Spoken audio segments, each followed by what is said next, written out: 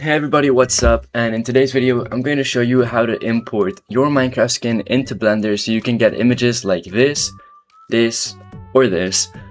That way you can use them on your YouTube videos, thumbnails, or whatever you want, because I think they're pretty cool. Well, first of all, you're going to need Blender and another app called Blockbench. I'll put the link in the description for both apps. And you're also going to need the file of your Minecraft skin. Okay, once you download Blockbench, this is what you should see. And we're going to go down here to Minecraft and then go all the way down to Minecraft skin. Here, we're going to click Create New Model. And then once we have this screen, we're going to click Confirm and this will open up.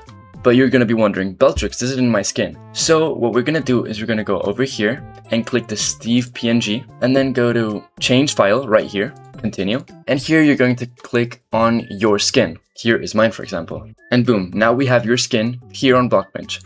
Well, this is mine, for example. Now to take this all the way to Blender, we're going to click here, File, Export, and export as a GLTF model, okay? Because this is the model that Blender can read. And we click Confirm, save it as whatever you want. I'm going to save it as my skin test. Once we're here in Blender, what we're going to do is click File, Import, click GLTF, import GLTF, let it load a bit, and boom, there we have our skin. We can remove the cube. Now that our skin is here in Blender, this whole buttons and little interfaces may look a bit challenging, but we're only going to focus on very simple stuff. So anyone could be able to do this. You don't have to be good at Blender or anything. So we're going to go up here and click this circular little button right here. And this is the shading port, where here we can see the colors and everything. Okay, now that we have our shading, we're going to click this button right here, the transform, and then click these little lines here, the black little lines, to move the certain arm or whatever.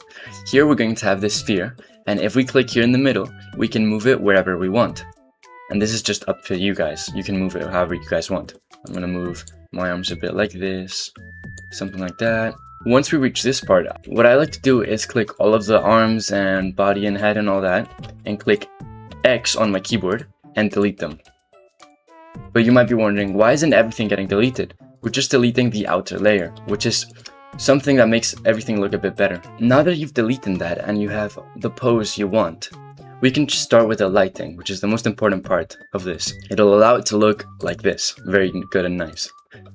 So what we're going to do is we're going to delete the current light, delete, which is that little thing, and we click X to delete. Okay, once you've deleted the light, we're going to click Shift and A, and this will add the add menu to open something new. And we're going to look for light. And we're going to click area light. Then by clicking R, we can tilt it, and then by clicking 90, we can tilt it fully into one direction. Then with G, we can move it around, just like that. And then with R again, we can shift it to make it more straight. And we can see the light is focusing from this point. So it's important that we see the line where the light is coming from. Now we can make this a bit bigger by clicking S. If we click S and then drag, we make it bigger. And yeah, something like that would be good. Then by clicking the little light bulb icon here, we open up this menu and we click the area and change the color of the light to our Minecraft skin. There we go. We make it the most vibrant as possible. That way we get the most light. And here we can click the lighting preview, which is this button right here. It shows the actual render. But we can see it's still really dark. And why is that? Because the light isn't strong enough. We're going to go here to power and move the light strength a little bit so that we have something a bit more bright. Something like that. Then by tilting this a little bit like that and putting it from above, we have the light coming from above. And what I like to do is add a couple more lights. By clicking Ctrl, C, and then V to copy and paste, we can have another copy of our original light. This way we can move it a bit, just like that, and put it, for example, right there, giving us a bit more light for our skin. There we go, something like that. And now the most important part, which is the actual camera.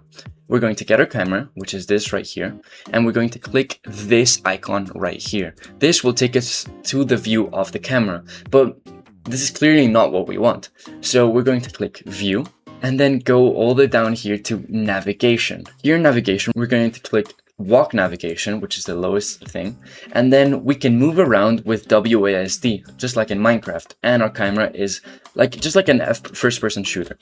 Then we can move around our camera and put it exactly where we want it, just for example like that. There we go. And there we have our little scene of what we want to see. And we can escape the camera, maybe make whatever changes you want, maybe we can move a bit ahead. It depends on what you want for your image. This is good for now. We can maybe, yeah. Okay, now, final touch is rendering. We're going to click F12. And this gives us our rendered result, our final rendered result. But you may be wondering, the background is not transparent, so if you were to paste this on something, it will have a gray background. So we're going to change something real quick. We're going to go here to render properties, and we're going to go all the way down to film, and then click transparent right there, so the background is not seen. And the final touch we're going to do to make this pop and look the bestest way it can, we're going to change the render engine to Cycles, which is the most realistic and best render engine. Then we're once again going to click F12, and we're going to let it cook because it takes some time to make it all look really nice. Right when you click render, you're going to have that little graining and it's not going to look great, but once it's done, it looks amazing. Right now we're doing sample 57 out of 4000, so it takes a bit. Not really that much time, but just a bit. And there we go, it's done. So what we're going to do now is click image, save as, and just save it as whatever you want on your desktop or whatever folder you want. So I hope you guys found that video useful and helpful, and make sure to like and subscribe, and I'll see you guys next time. Goodbye!